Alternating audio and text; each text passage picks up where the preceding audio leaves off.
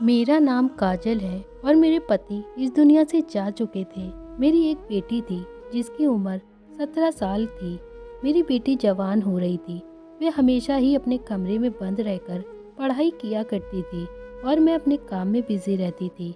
मैंने अपनी सारी जिंदगी अपने पति के नाम से ही गुजारने का फैसला कर लिया था।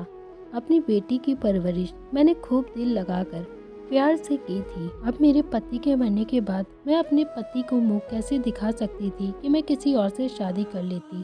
देखते ही देखते मेरी बेटी 20 साल की हो चुकी थी और अब आसपास के लोग मुझे यही कहते थे कि संतान हो तो अच्छी होनी चाहिए जैसी तुम्हारी बेटी है। सब लोग मेरी बेटी को बहुत तारीफ किया करते थे और साथ ही साथ मेरी परवरिश की भी बातें सुनकर मेरा दिल बहुत खुश हो जाता था। मेरी बेटी सच में बहुत ही अच्छी और इंटेलिजेंट लड़की थी। वे सारा दिन पढ़ाई करने में ही बिजी रहती थी और सारी रात वो पढ़ाई करती रहती थी। ज़्यादा पढ़ाई करती है तो मेरे दिल में उसके लिए बहुत ज़्यादा प्यार पैदा हो जाता था। फिर मुझे उस राज का ख्याल आता था जो मैंने अपनी बेटी से छुपा के रखा है। मुझे बहुत डर था कि कहीं मेरे और मेरी बेटी के रिश्ते के बीच कोई दरार पैदा ना हो जाए, लेकिन मैं क्या करूं, मैं चाहकर भी अभी उसे वो राज नहीं बता सकती थी। इसीलिए दिल की बात दिल में ही रख कर बैठी हुई थी। मैं मेरी बेटी की शादी जल्द से जल्द करना चाहती थी।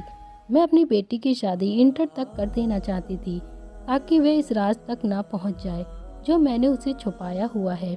लेकिन मेरी बेटी अभी आगे और पढ़ना चाहती थी।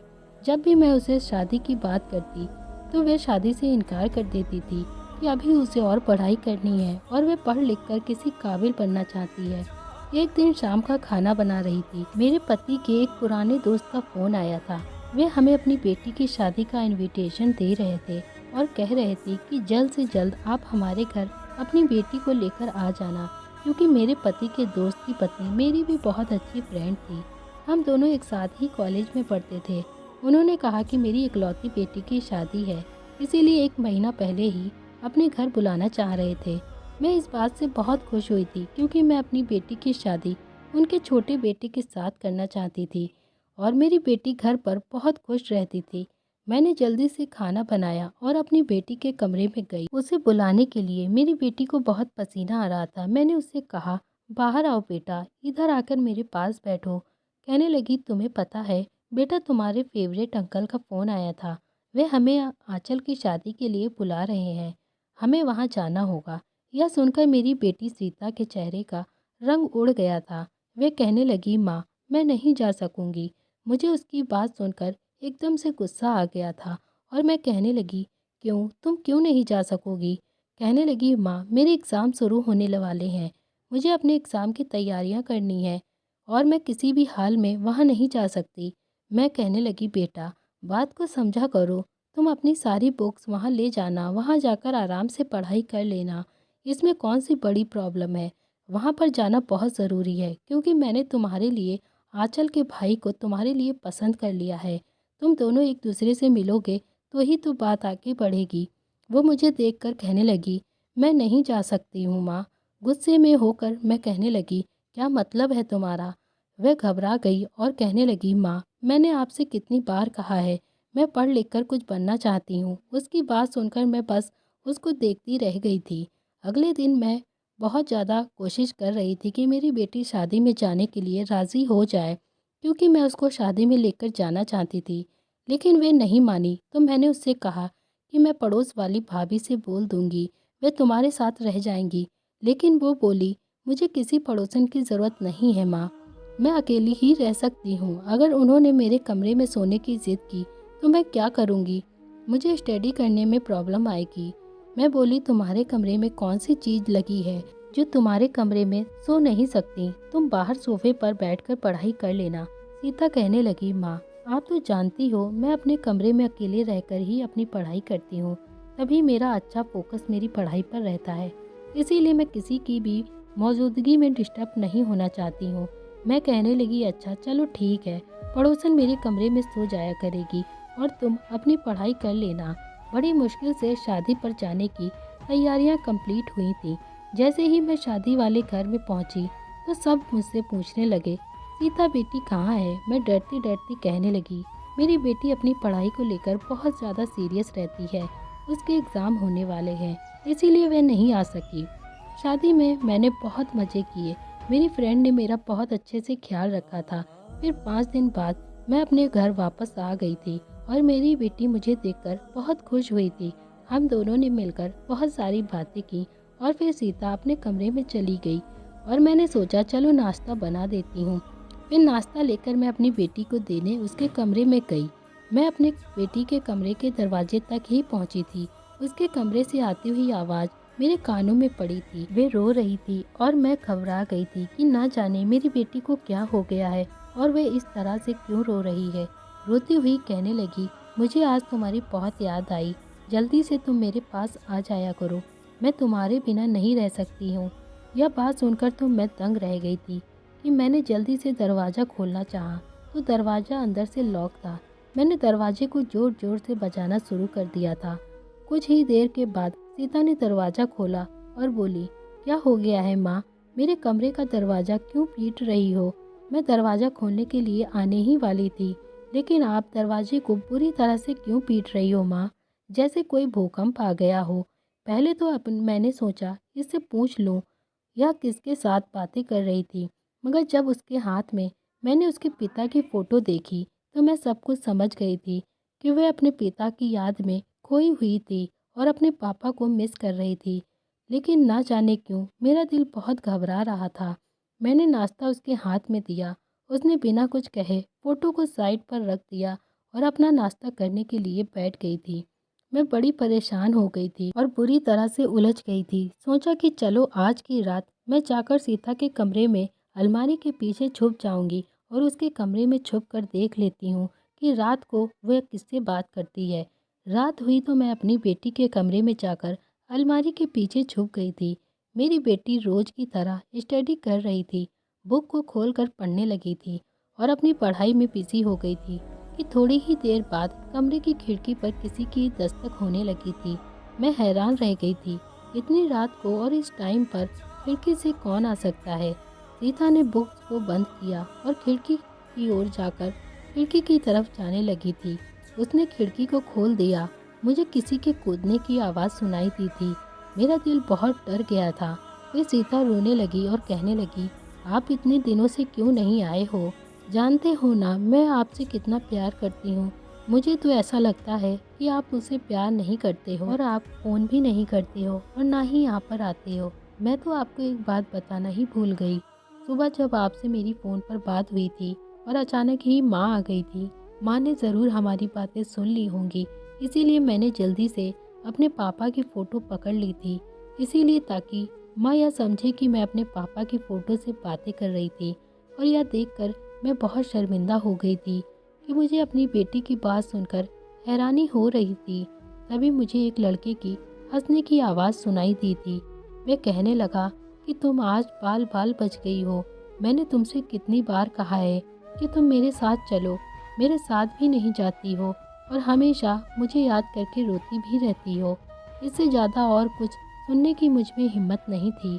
मैं काफ़ी देर से इन दोनों की ऐसी बेतुकी बातें को सुन रही थी, इसीलिए जल्दी से अलमारी के पीछे से निकल आई थी और इन दोनों के सामने जाकर खड़ी हो गई थी। इन दोनों की नज़र मुझ पर पड़ी तो इनकी आंखें फटी की फटी रह गई थी और वे मुझे गुस्से की आंखों से देख रही थी। आगे बढ़कर बोली, माँ आपने कितनी घटिया हरकत की है। आप यहाँ क्या कर रही हो? आपको शर्म नहीं आती? अपनी बेटी के कमरे में ऐसे छुपते हुए ऐसी हरकत आप कैसे कर सकती हो माँ? मुझे अपनी बेटी पर बहुत ज़्यादा गुस्सा आ रहा था। वो तो शर्मिंदा होने के बजाय उल्टा मुझ पर ही चढ़कर दौड़ रही थी। तभी मैं चिल्लाकर कहने लगी, बकवास बंद करो अपनी। अगर मेरे सामने ज़्यादा बोलने की कोशिश भी की तो तुम्हारी ज़बान खींच लूँगी। तुम्हें शर्म आनी चाहिए कि तुम घर में इस लड़के को बुला रही हो। कौन है यह लड़का? शर्म नहीं आती तुमको? अपनी माँ से झूठ बोलते हुए और अपने पिता की इज्जत को खाक में मिलाते हुए। मैं तो कभी यह सोच भी नहीं सकती थी कि फ़ोन पर तुम रो रो कर अपने आशिक को घर बुलाओगी। और इस लड़के को तो देखो, यहाँ से भाग भी नहीं रहा। आँख से आँख मिलाकर मेरे सामने खड़ा हुआ है। यह यही सोच रहा होगा, ये बेसहारा और बूढ़ी औरत हमारा क्या बिगाड़ लेगी। श्वेता मुझसे बोली, माँ ये मेरा आशिक नहीं बल्कि मेरा यह पति है। हम दोनों ने एक दूसरे से शादी कर ली है। यह बात सुनकर तो मेरे पैरों तले से जमीन निकल गई थी। आज मेरी बेटी सब कुछ यह क्या कह रही है? मैंने कहा, पागल लड़की, तुम्हें यह सब कुछ करते हुए शर्म नहीं आती? कौन है यह लड़का? कैसे जानती हो तुम इसको? यह सुनकर वो रोने लगी और बोली, माँ सच कह रही हूँ कि यह मेरा पति है। इसके बारे में मुझे अपने पापा की डायरी से पता चला था और उसी डायरी पर इसके घर का एड्रेस भी लिखा हुआ था। इसके नाम सुमित है। पापा की डायरी में सुमित के बारे में सारी डिटेल लिखी हुई थी और अब मैं सब कुछ जान चुकी हूँ माँ।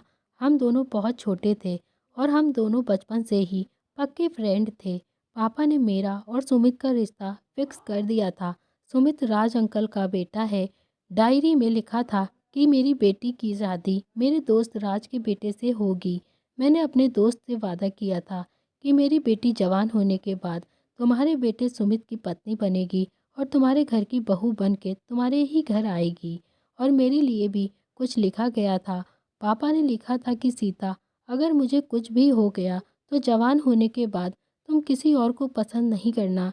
जिस लड़के को मैंने तुम्हारे लिए पसंद किया है उसी से शादी करना।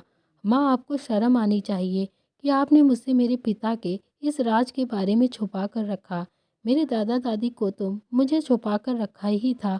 सिर्फ आपने चाचा चाची को ही जानती थी और यह सोचती थी कि मेरे दादा दादी दुनिया में नहीं है। लेकिन जब आप उस दिन मुझे अपने दादा दादी के बारे में सारी बात बताई थी तो मुझे पता चला था। आपने मुझसे इसीलिए दादा दादी के बारे में नहीं बताया था क्योंकि उन्होंने हमारे साथ बहुत गलत किया था।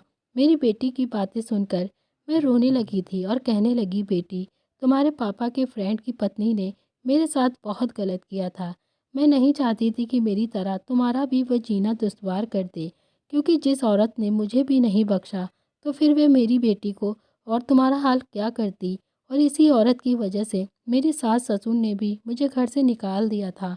तुम्हारे पापा की लाज रखते हुए अगर तुम्हारी शादी मैं सुमित से करवा देती तो सुमित की माँ सारी ज़िंदगी तुम्हें ताने देगी और परेशान करेगी और मैं कभी तुम्हें दुखी नहीं देख सकती थी। मेरी बेटी अपनी ज़िंदगी में खुश नहीं रहती तो मैं जीते जी मर जाती। मुझे पता था कि जिस औरत ने मुझे मेरे ससुराल में नहीं टिकने दिया तो वह तुम्हारा क्या हाल करेगी। मेरी बात सुनकर श्वेता रोने लगी थी और कहने लगी, हाँ माँ, मुझे पता था कि आपके पास कोई भी रास्ता नहीं था। अब मुझे आपकी वजह से मालूम हो गया है। लेकिन मैं अब पापा के किए हुए वादे को पूरा करना चाहती थी और मेरा दामाद और बेटी बहुत आगे बढ़ चुके थे। सुमित ने कहा कि माँ की तबीयत तो इतनी ज़्यादा खराब रहने लगी है कि वे अपने बिस्तर से खाली ही नहीं होती। शायद उन्होंने जो आपके साथ किया है, भगवान ने उनको उनके किए की सज़ा दी है। माँ को पैरालाइज हो गया है, जिसकी वजह से ना वो बोल सकती है और ना ही कुछ कर सकती है। डॉक्टर ने उनको कुछ ही दिनों का टाइम दिया है। माँ की हालत बहुत ज़्यादा सीरियस है। आप मेरे साथ चलो और माँ की गलती के लिए उनको माफ़ कर दो। उनकी ज़िंदगी के 2 पल रह गए हैं। मेरे पास कोई भी रास्ता नहीं था क्योंकि मेरी बेटी सुमित के साथ शादी तो कर ही चुकी थी। अब मेरे पास इनकार करने की भी कोई गुंजाइश ही बाकी नहीं रह गई थी। मैं सुमित और सीता के साथ सुमित के घर गई तो सुमित की माँ रो रही थी। मैंने उसके करीब जाकर कहा कि मैंने तुम्हें माफ़ कर दिया है कावेरी। हमारे बच्चे शादी कर चुके हैं, इनको आशीर्वाद दो। यह देखकर कावेरी की आंखों में आंसू निकलने लगे थे और वे रो रही थी। अनुराग भाई साहब भी मुझे देखकर बहुत खुश हुए थे। उन्होंने बताया कि भाभी, जब से कावेरी की तबीयत खराब होने लगी थी तभी से वे आपसे माफ़ी मांगना चाहती थी और वे समझ गई थी कि उसने आपके साथ गलत किया है और भगवान उसको इसी चीज़ की सज़ा दे रहा है। वो आपसे माफ़ी मांगना चाहती थी लेकिन उसकी कभी भी हिम्मत नहीं हुई थी कि वे आपसे माफ़ी मांगे। इसीलिए उसने कहा था कि जब मैं ठीक हो जाऊंगी तो मैं खुद काजल के घर जाकर उससे माफ़ी मांग लूँगी। लेकिन इसकी हालत तो ठीक होने के बजाय दिन ब दिन खराब होती चली गई और वह आपसे माफ़ी नहीं मांग पाई। एक दिन सीता बेटी हमारे घर पर आई थी और उसने हमें सब कुछ बताया तो मैंने खुद ही इनकी शादी करवा दी थी। और मैंने आपको इसीलिए नहीं बताया था क्योंकि हमें पता था कि आप इस सब के लिए कभी भी तैयार नहीं होगी, क्योंकि कावेरी ने आपके साथ बहुत बुरा किया था और मैं अपने दोस्त के वादे को भी पूरा करना चाहता था। अनुराग भाई साहब मेरे सामने हाथ जोड़कर खड़े हो गए और कहने लगे, अपनी पत्नी की तरफ से मैं आपसे माफ़ी मांगता हूँ। मेरी पत्नी को माफ़ कर दो और साथ ही साथ मेरे बच्चों को भी। उन्होंने आपसे चुप करके शादी की थी। मैंने भी उनको माफ़ कर दिया था और अपने घर आ गई थी। मेरी बेटी अपने ससुराल में ही थी और दूसरे दिन उसने मुझे फ़ोन किया और कुछ ऐसा कहा जिससे मेरे पैरों तले से ज़मीन निकल गई थी। उसने बताया कि कावेरी की मौत हो गई है। कावेरी की मौत पर मुझे बहुत अफसोस हुआ था। अब मेरी बेटी अपने पति के साथ अपने ससुराल में बहुत खुश है। इसी तरह से मेरे पति का सपना भी पूरा हो गया था और कावेरी ने जो मेरे साथ किया था उसकी उसको सज़ा भी मिल गई थी। सुमित मेरी बेटी से बहुत प्यार करता है। तो दोस्तों, उम्मीद है कि आपको हमारी कहानी पसंद आई होगी। अगर आपको कहानी पसंद आई है तो वीडियो को लाइक करें और चैनल को सब्सक्राइब करें। Thank you.